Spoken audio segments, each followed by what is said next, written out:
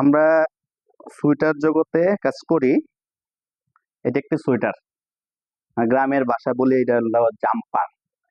তো আসলে এটা ইংলিশে বলে সোয়েটার। প্রথমে যে আমরা সোয়েটার বানাই, সুতা থেকে আমরা বানাই। এই সুতাটা আমরা, এটার নাম থাকে, বিভিন্ন নাম থাকে, অ্যাক্রিলিক, পলিস্টার, তারপর হলো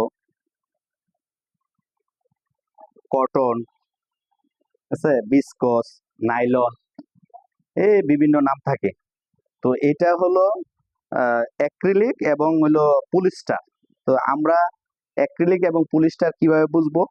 আমরা যখন মালটা করি তখন একটা লেভেল, এই যে কেয়ার লেভেলের ভিতরে আমাদের এই কম্পোজিশনটা থাকে, এটা কম্পোজিশন বলে।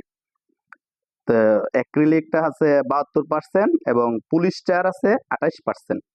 এটার মধ্যে, সোয়েটারটার মধ্যে অ্যাক্রিলিক 72% এবং পলিস্টার হলো 28%, বুঝছেন?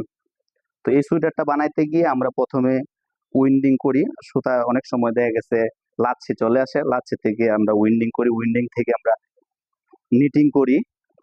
অনেক এক সময় ম্যানুয়াল ছিল, তো এখন হলো জ্যাকার্ড। জ্যাকার্ডে নিটিং করে লিঙ্কিং সাইড জয়েন দিয়ে ট্রিমিং মেন্ডিং করে আমরা ওয়াশে দিই।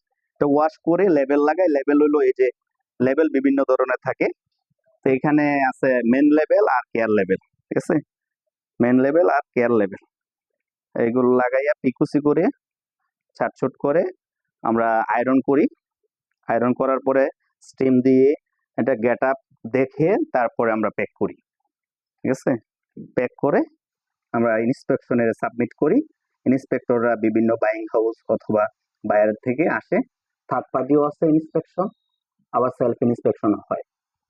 তো তারা যদি মাল মনে করে যে ওকে, তাহলে ওকে পাস হয়ে যায়। আর যদি মনে করে যে না রিচেক, তা আবার পুনরায় চেক করতে হয়। এই হলো আজকের গার্মেন্টসের, বিশেষ করে সোয়েটারের প্রসেসটা আপনাদেরকে জানালাম। ধন্যবাদ সবাইকে।